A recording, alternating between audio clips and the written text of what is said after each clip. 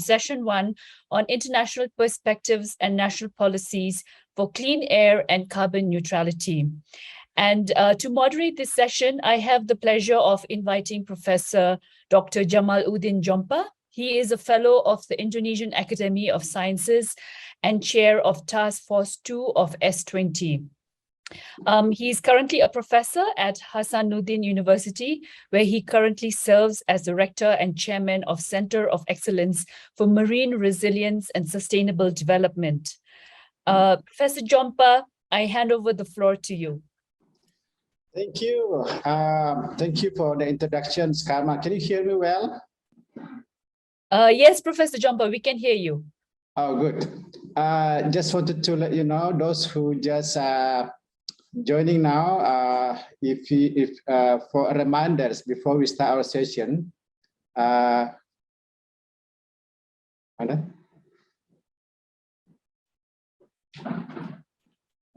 a second, please.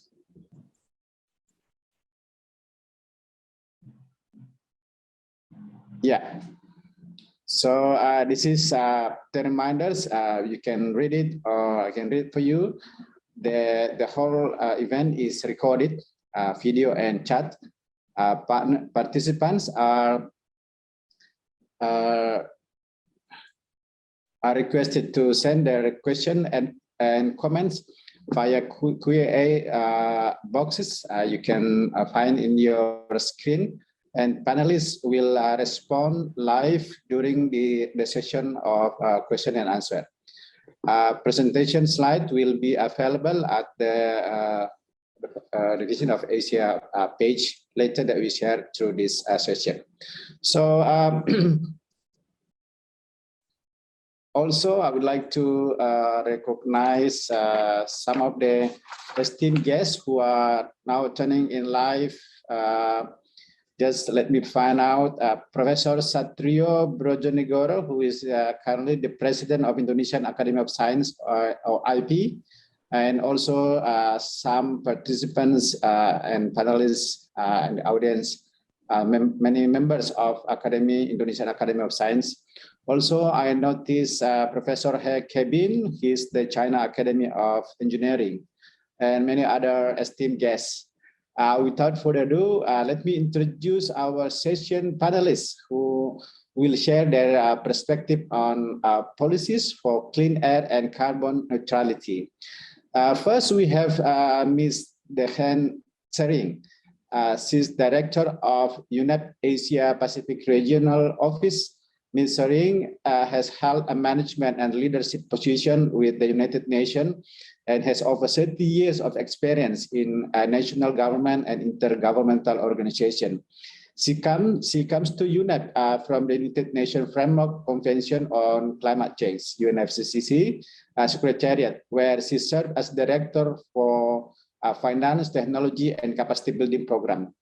In that position, she supported international cooperation on mobilization of finance, technology development, and transfer and capacity building to enable countries to take enhanced action on climate change. Our next speaker will be Mr.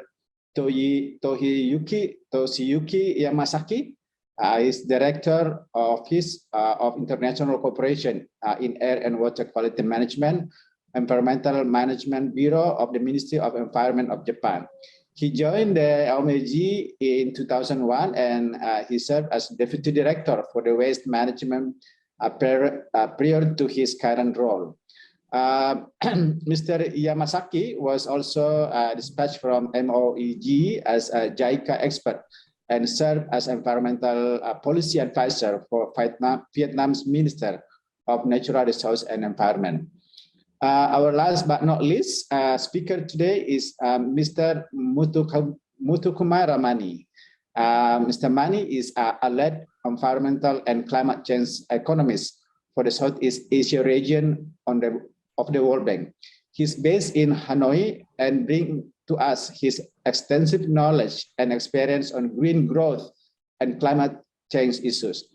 Mr. Mani is leading country climate and development report, a new diagnostic being prepared by the World Bank for Vietnam and Cambodia and policy dialogue on climate change issue on the Southeast Asia region. We will let our panelists share their perspective first, and then through the time toward the end of the session for some question and answer. Please feel free to send your questions through the Q&A box, which will be answered later or through the discussion in this session. So let's start with Ms. Sering, who I kindly requested to share her perspective on this on two questions. First is, how can government integrate air quality and climate change policy Asia? Second one is, could we rely on the Paris Agreement and NDCs to achieve air pollution reduction in addition to greenhouse gas reduction? If yes or no, why? So let's have Ms. Sering, the floor is yours. Please. Thank you very much, sir. Professor Dr. Jamaluddin Jompa, Indonesian Academy of Sciences. My fellow panelists, Mr. Toshiyuki Yamasaki, Director, Ministry of Environment, Japan. Mr. Mani Muthukumara, Lead Environmental Economist, World Bank Group. Excellencies, ladies and gentlemen, a very good morning. On behalf of UNEP, I wish to express my appreciation to the Government of Indonesia, the Indonesia Academy of Sciences, the Asian Development Bank, and Clean Air Asia for inviting me to join you. I've been asked to look at how governments can integrate air quality and climate change policies in Asia. The Asia and the Pacific region is at the forefront of the triple planetary crises of climate change, pollution, loss of biodiversity.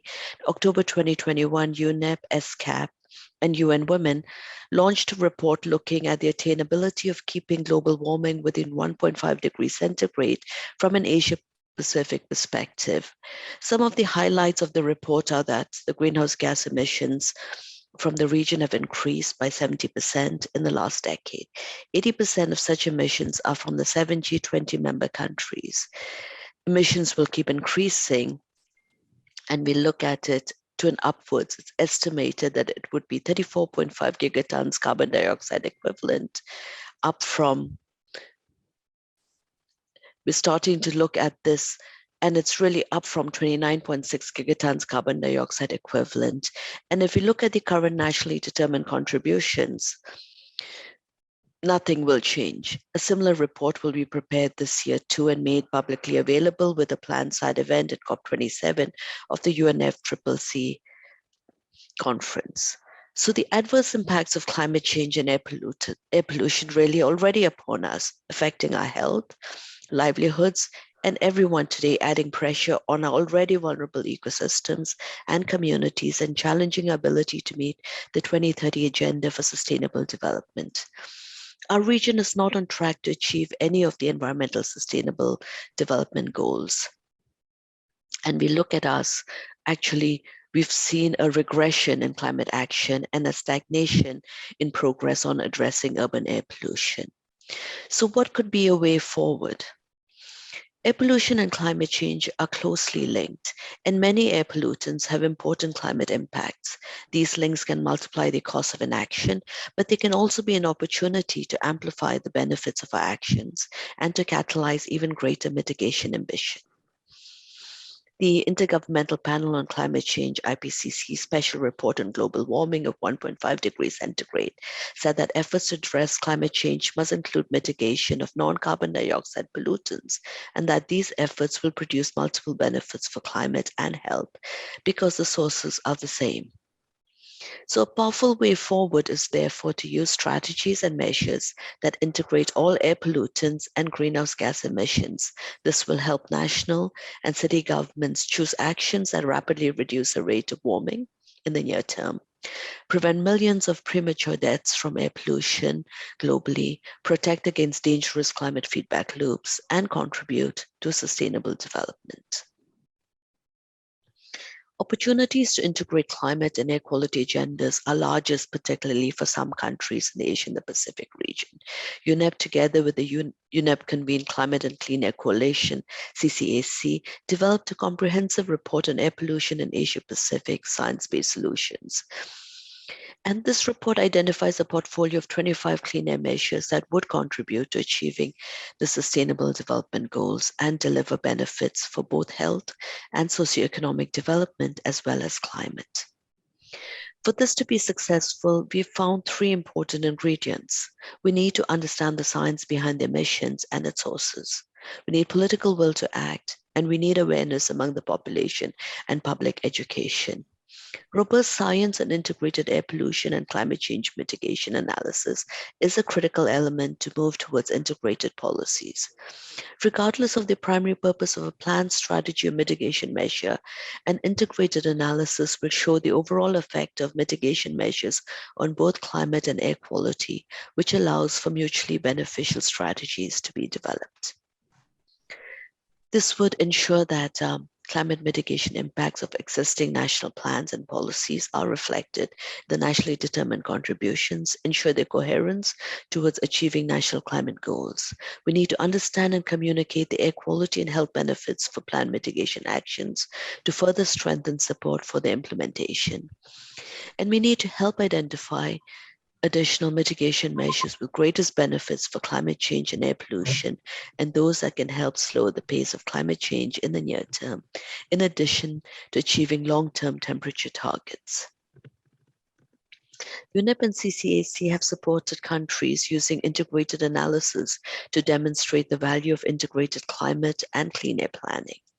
In Mongolia, for instance, we were able to show that greenhouse gases, short-lived climate pollutants, and other air pollutants are emitted from the same sources, in particular coal used for heating, coal used for power generation, from transport and agriculture. Actions included in the revised NDC of Mongolia will lead to air pollution benefits in addition to climate benefits. The analysis showed that full implementation of the revised NDC will result in a 22.7% reduction in greenhouse gas emissions and 17% reduction of fine particulate matter PM2.5 emissions by 2030. The benefits from the measures contained in the revised NDC are additional to the air pollution benefits deriving from Mongolia's air quality strategy. Of course, this is an important step towards integrated climate and clean air policies. We also need to consider strengthening institutional arrangements and to break down silos between government ministries, moving towards co-governance. China has been successful in using this co-governance approach as a key element in its fight against air pollution and to promote eco-development. I encourage participants to check a guidance document developed by the CCAC and partners, which provides a practical framework to identify, prioritize, and include mitigation measures that can increase a country's climate change mitigation ambition through actions that improve local air quality. ESCAP recently organized an expert group meeting, which included discussions on a regional modality on air pollution for the upcoming 7th Committee on Environment and Development at the ministerial level. In 2021, UNEP developed the first global assessment of air pollution legislation. We reviewed national air quality legislation in 194 states in the European Union. The report assessing air quality legislation found that the primary global guidance on air quality is scientific, as provided by the World Health Organization's air quality guidelines. While we've seen some progress and some good initiatives, we found that existing initiatives have not yet fully succeeded in reversing our region's air pollution. And this really raises the importance of a regional modality. Overall, we found the global picture of national air quality laws, especially in our region, was one of heterogeneity. Different metrics, standards, obligations, governments, actors, different technical knowledge and approaches, different pollutants and stringency levels, undermining the control of transboundary air pollution issues. I've also been asked today to see if we can rely on the Paris Agreement and NDCs to achieve air pollution reduction, in addition to greenhouse gas reduction. If yes or no, why? Climate action alone cannot achieve air quality goals. The most recent IPCC assessment report has clearly stated that rapid decarbonization will improve air quality, but this alone will not be sufficient to achieve the World Health Organization air quality guidelines for healthy air. But there is potential for some countries who are in their initial policy phase of reducing both air pollution and greenhouse gases like China did. These countries can take advantage of the Paris Agreement and their nationally determined contributions to strengthen their policies and their implementation by learning from countries which are at a more advanced stage of implementing air quality and climate change policies in an integrated manner. Other countries can leapfrog ahead. This could help in securing additional technical and financial support for the NDC implementation. This may not be necessary for countries that are already at an advanced level of air pollution and greenhouse gas reduction. These countries must work on high impact policies, which may not have an equal level of benefits for both climate and air quality. For both types of countries, the following steps would be essential. They need to conduct a mapping and assessment of the current sector-wide policies, which have strong correlation for the co-benefits. They need to identify immediate and medium-term interventions, depending on the current level of policies in countries.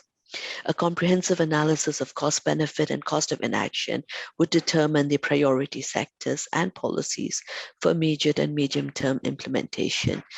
They need to strengthen the current policies, but also introduce new advanced policies with an implementation plan. They need to strengthen interministerial departmental coordination and collaboration during design and implementation of projects specifically for high impact sectors' contribution to air pollution, greenhouse gas emissions, such as the transport sector. And they need to create a monitoring mechanism with a feedback system for periodic revision of upgrading of the policies.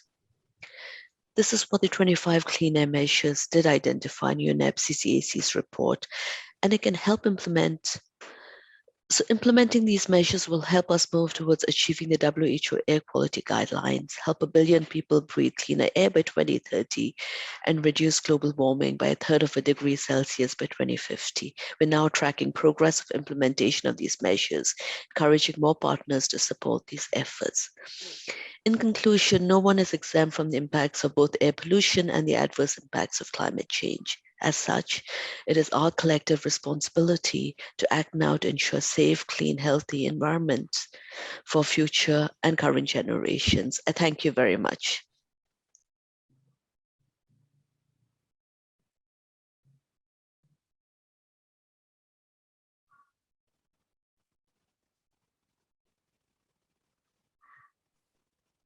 Thank you, Ms. Sering. Great speech. Now I would like to request our next panelist, Mr. Toshiyuki Yamasaki, to share his perspective on at least two aspects.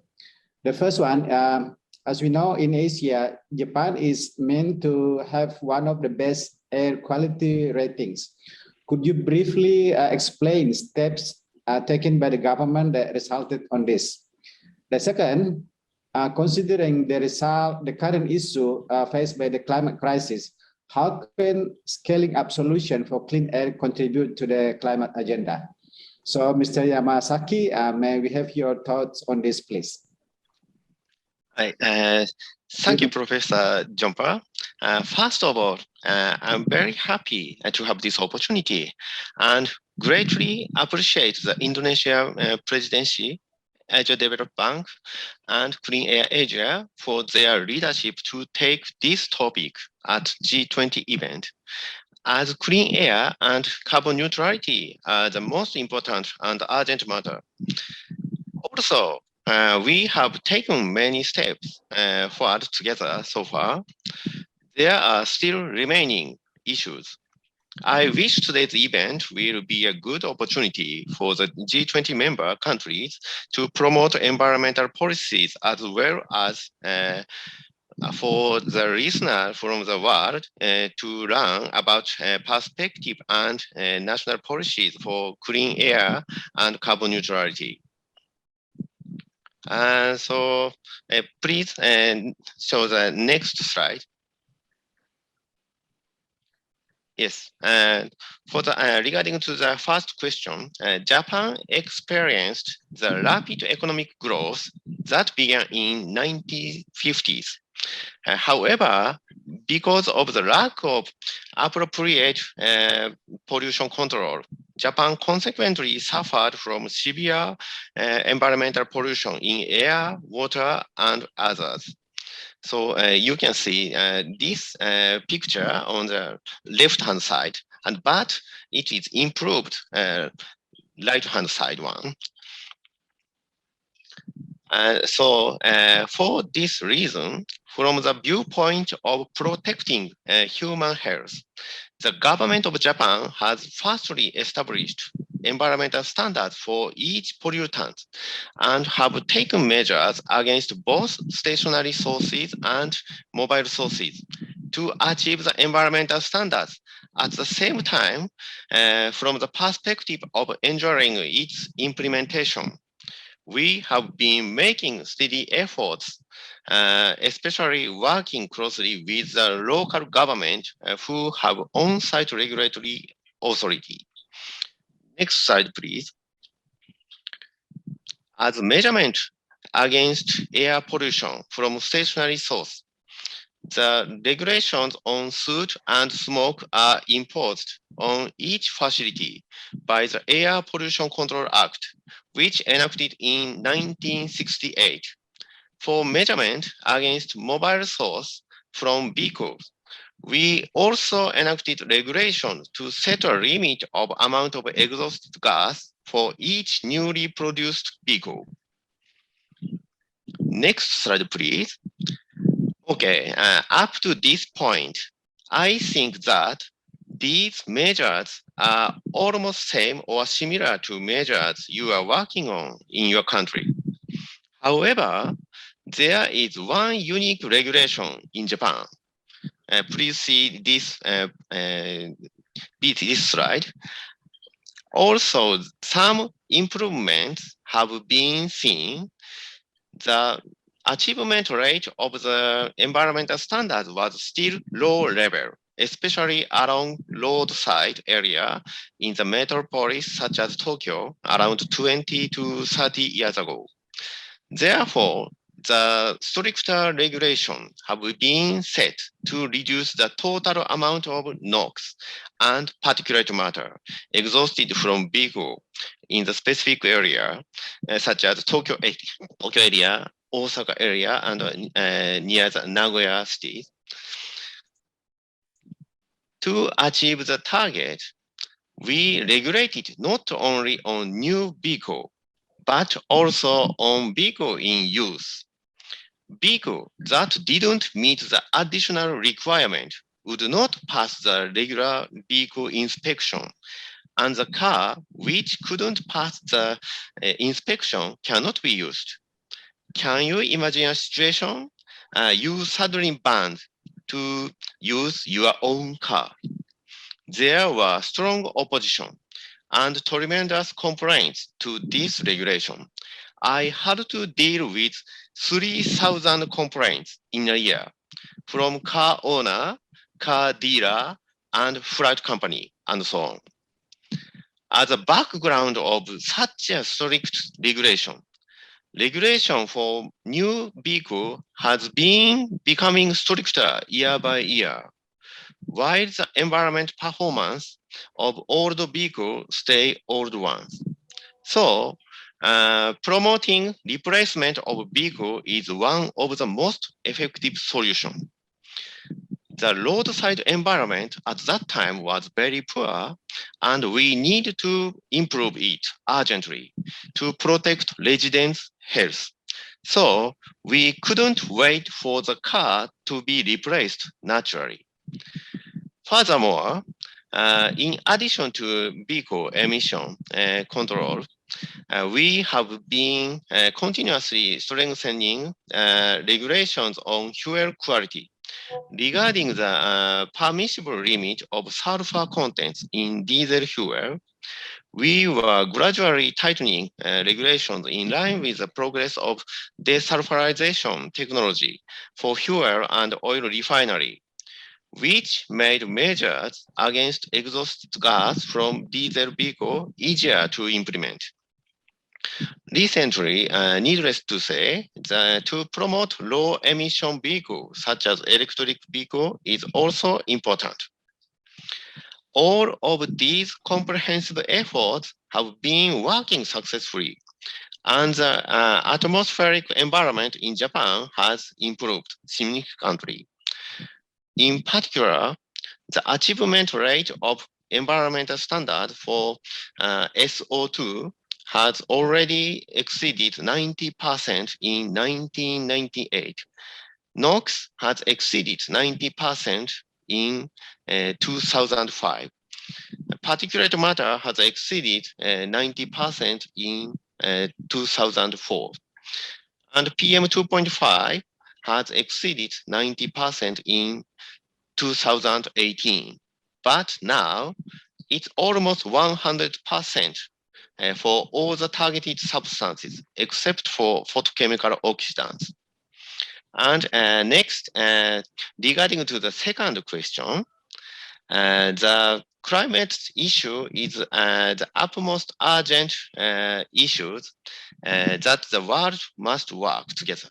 The government of Japan has certainly been proceeding the measures, including the recent national commitments, the declaration and law amendment, stating the carbon neutrality or net zero emission by 2050, aiming to reduce the national greenhouse gas emission by 46% in 2030, compared to the 2013 levels. Toward this, we have been taking every possible option to realize this ambitious mission. There are many options which air pollution control and climate change mitigation measures have a win-win relationship.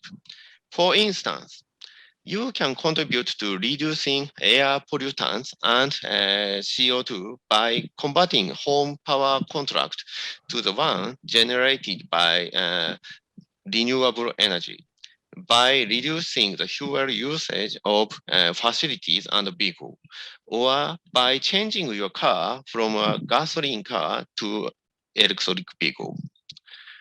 Currently, in Japan, we are taking further measures against emission sources from transportation.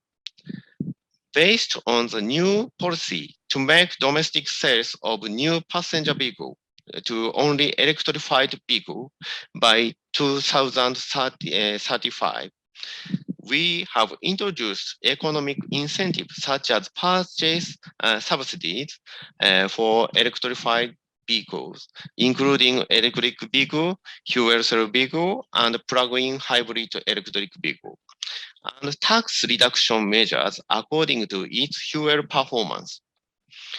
We believe that promoting electrified vehicle will make a significant contribution to the carbon neutrality or net zero emissions. Additionally, the measure for ozone is our prioritized policy because ozone is one of the greenhouse gases, and we have a low achievement rate of its environmental standard in Japan, almost 0%. Regarding countermeasures for ozone, we are currently at the stage of accumulating the knowledge on the complicated mechanism. We will firmly explore effective measures and solutions. Thank you so much.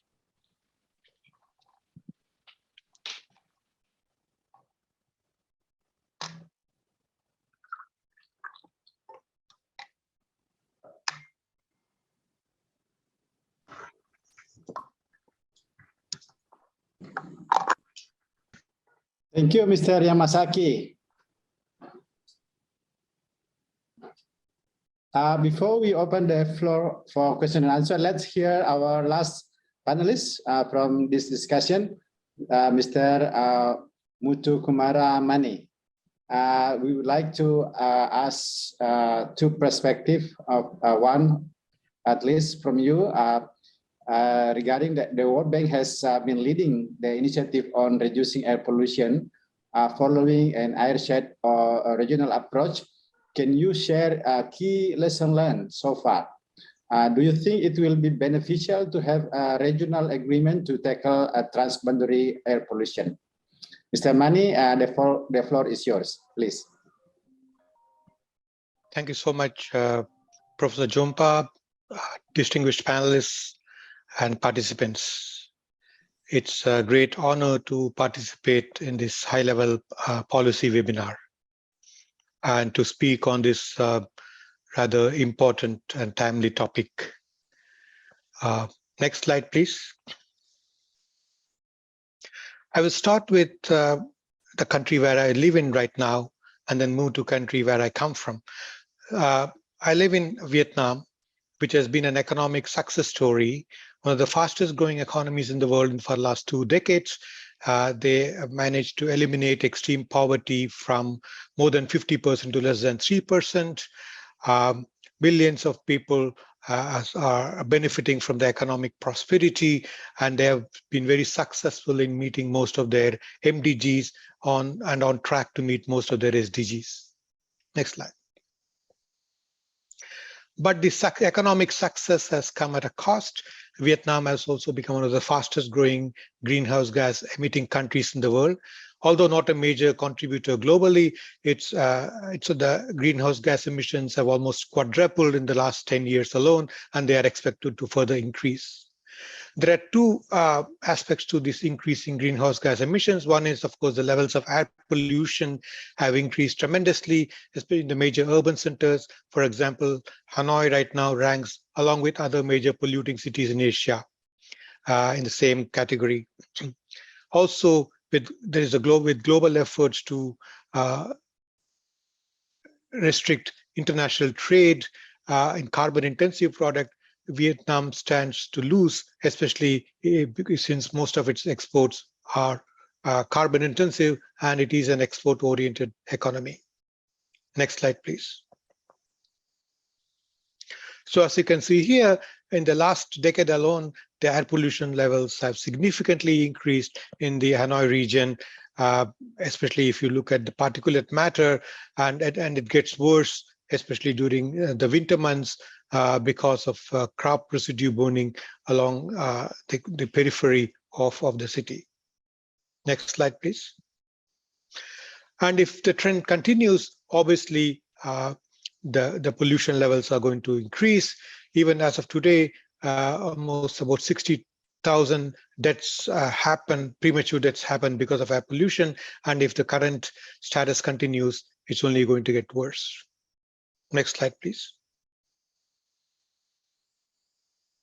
So I will now turn to another region in Asia, which is again a global hotspot of pollution, which is the South Asia region, where 18 of the most polluted cities come from, 28 of the 30 most polluted cities in the world come from, and so on and so forth.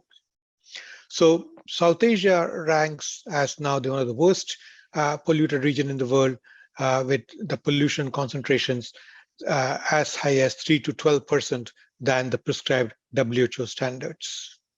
Next slide, please. And the reason why the particulate matter emissions are dangerous, of course, is they come with huge health consequences in terms of chronic bronchitis, lung function, lung cancer, heart disease, and more recently, there have been some work relating air pollution exposure with COVID-19. As I said before, almost 65 to 90% of the population in Asia, they live in cities where the air pollution concentrations are far higher than prescribed by the World Health Organization. Next slide, please. But the good news is that our understanding of air pollution and its impact is increasing. Now we don't need air pollution monitors everywhere. We can use satellite data to measure the levels of air pollution and combine that with the ground level monitoring data to have a better understanding of levels of pollution in the cities. We have a better understanding of high pollution transports across the regions. And also we have a better understanding of the impact of secondary particles. We have a better understanding of the health impacts of air pollution, and not only the direct health impacts, but also indirect impacts in terms of impact on labor productivity, healthcare expenditure, and so on and so forth. Next slide. As we all know, although there are some environmental sources of pollution, for example, dust from desert or road dust and so on and so forth, but we all know that much of the sources generates from human activities, mainly from power plants, transportation, waste residue burning, and so on and so forth. And of course, indoor air pollution is as bad as outdoor air pollution, and it still ranks very high in the Asia region. Next slide. So what is wrong with the current approach to dealing with air pollution? We see air pollution as a city level problem, which is a big mistake. Yes, we see that cities are most polluted. You take Beijing or New Delhi or Hanoi, cities are most polluted.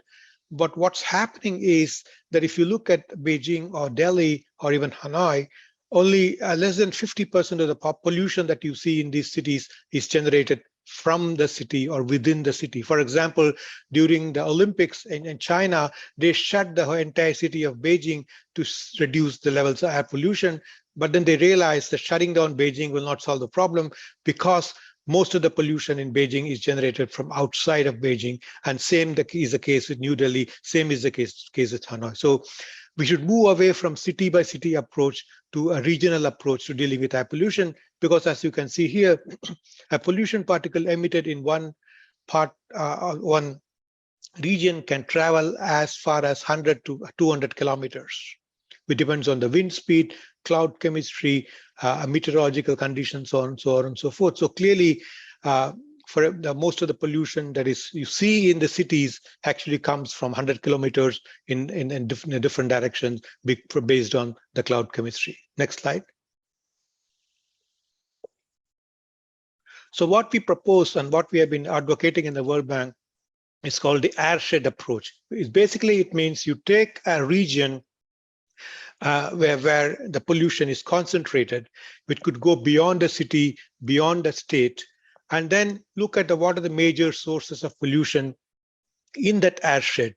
And then that way it becomes much easier to deal with the pollution, because once you identify the various sources, then you can look at the most cost-effective way to deal with pollution within an airshed, assuming that there is little leakage of air pollution across the different airsheds. So if you take any region in Asia, you will be able to identify the different airsheds, and then you can manage pollution at an airshed level, and it makes a huge difference to the air quality, as we will see from many other experiences around the world. Next slide, please. Next slide.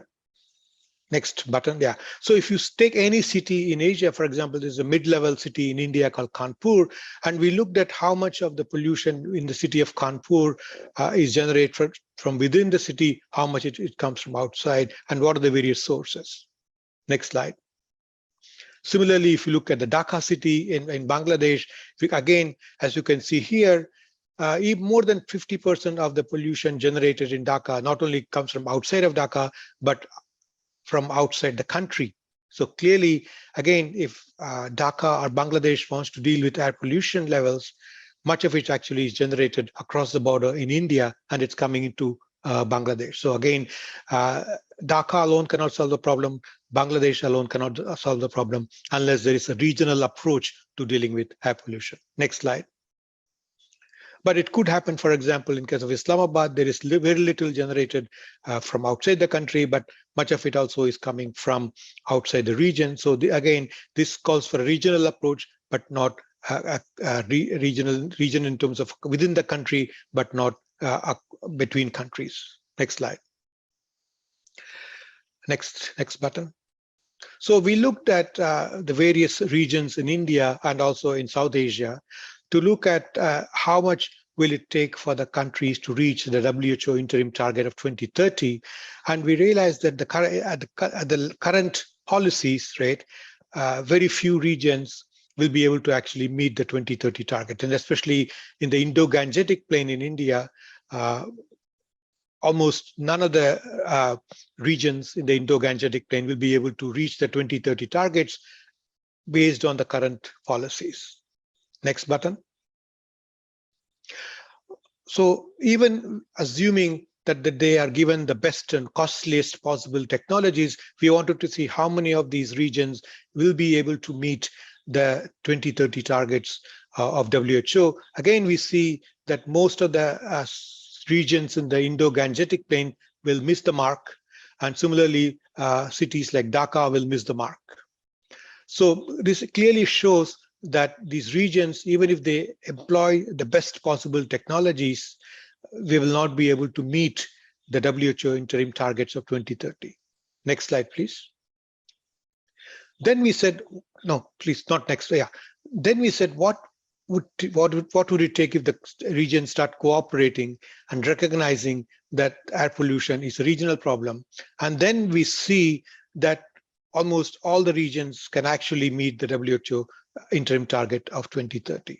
So obviously that means a regional cooperation efforts will definitely go a long way in helping the regions meet the WHO target.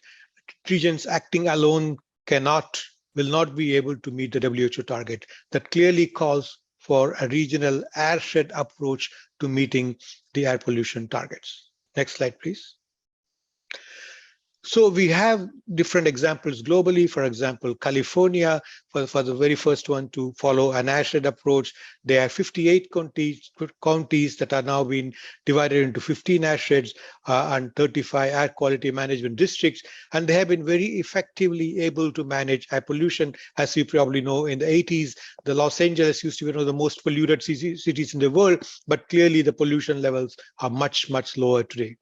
Similarly, if you take EU, where the entire the region of EU is considered as an airshed, and then each of these regions have specific targets that they have to meet based on the different sources of pollution generated in the region.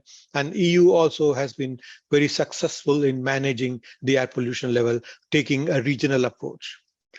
The most recent example, of course, is the Jing-Jin-Ji region in China, where again, as I said, they realized very early on during the Beijing Olympics that a city-by-city approach will not work. Then obviously China started following a regional approach, starting with the Jing-Jin-Ji region, and they have had great success in reducing the pollution levels in the region, as we all know. So clearly, recognition of the fact that the pollution particles transport into long distances is really leads us to understand that a localized approach will not work for dealing with air pollution.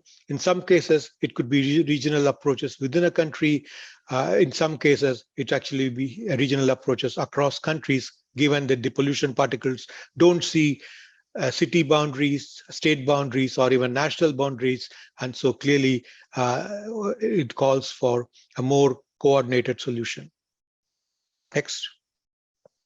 Thank you. I'll stop here.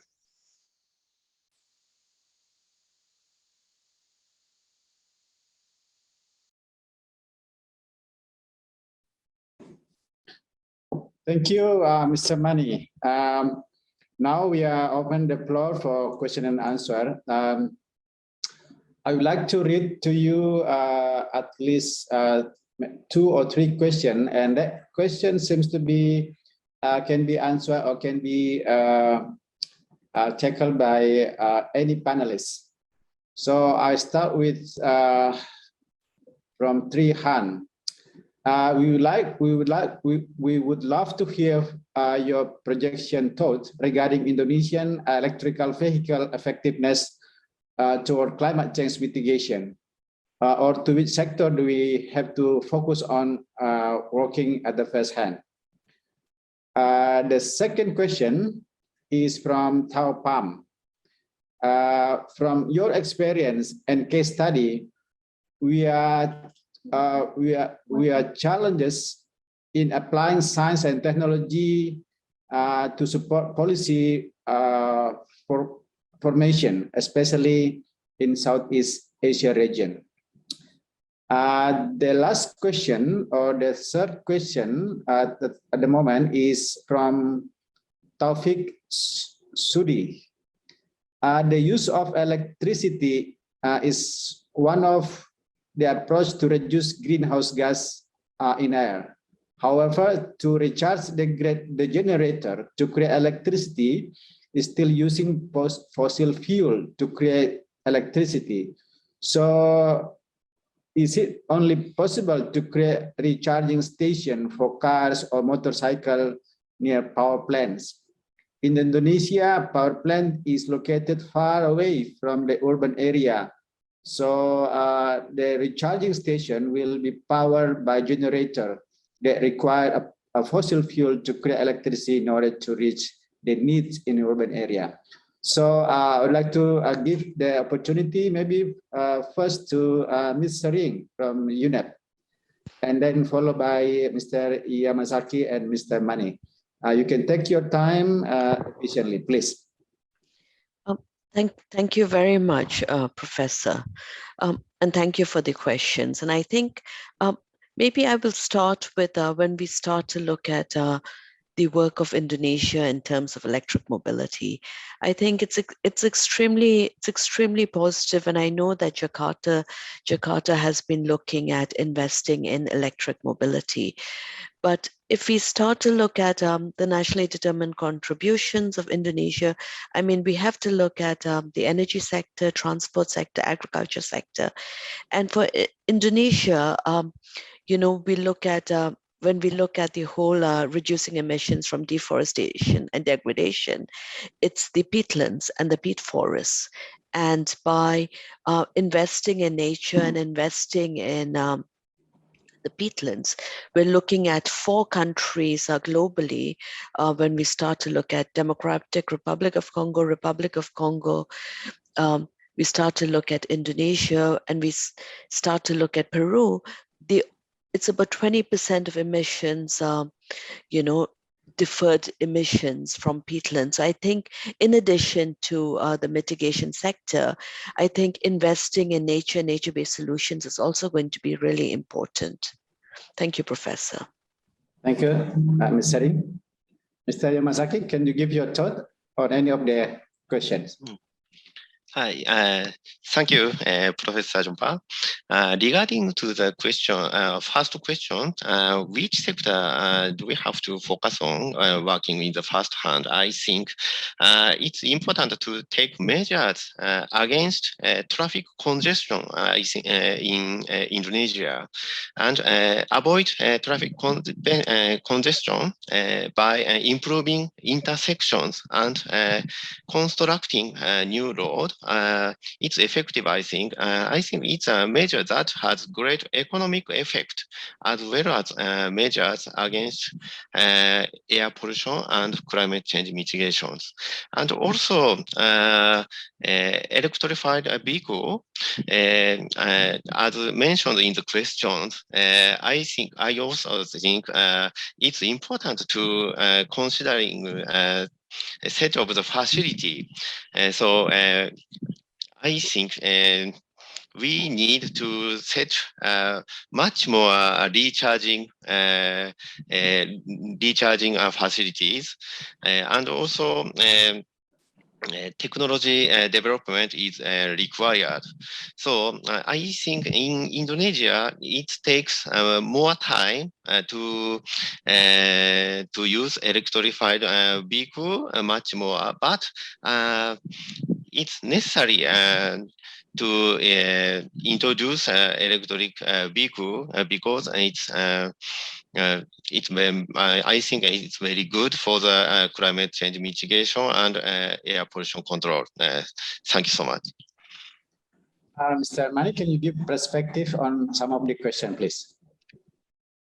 Thank you, Professor Jompa. I will take the second question on science and technology and policy formulation. One of the things that COVID has demonstrated is how important it is for us to understand science, to formulate a policy to deal with the challenge that we are facing. And that's very much also is important in case of climate change, also important in case of air pollution.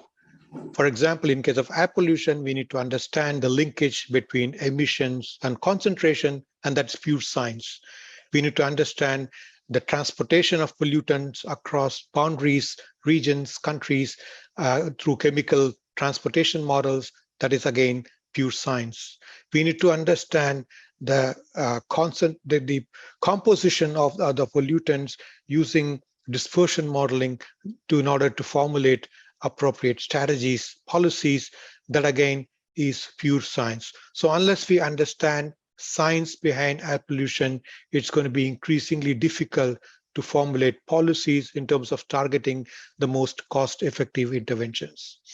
On the electric vehicles, I would say that it should not be considered as a silver bullet, as Madam Shering was saying. I think climate change mitigation involves multiple components and multiple sources. In Indonesia's case, of course, it's land use change, it is coal-fired power plants, and so on and so forth. They may be the major contributors of GHG emissions. Transport sector may be less. Yes, of course, introducing electric vehicles may help, but I think they will not be a silver bullet for meeting Indonesia's mitigation or net zero goals. And finally, on the use of electricity for electric vehicles, and clearly, I think, obviously, as long as you continue to use fossil fuel-based electricity, it doesn't make sense to also increase electric vehicles at the same time. So an electric vehicle strategy should also complement a decarbonization strategy where you're actually moving away from fossil fuel-based electric sources to cleaner energy sources, because otherwise you're actually increasing the demand for fossil fuel-based electricity by increasing the quantity of electric vehicles. Thank you. So thanks all panelists. Unfortunately, we are actually running out of time. So this wraps our session today. Let's give our panelists a virtual round of applause or thumbs up. And also, please don't forget to answer a short survey about this event. The link is provided in the chat box and will also be sent after the event, along with the links to event video recording and also presentation. We will pause for a quick 5-minute break before our next session, the role of research and technology for promoting clean air and climate mitigation, with our panelists from Bandung Institute of Technology, Tsinghua University, and the Energy and Resource Institute. Thank you, and God bless us all. Assalamualaikum. Selamat pagi. Thank you. Thank you. Thank you very much, Professor Jompa, and to our esteemed panelists. Very interesting discussions.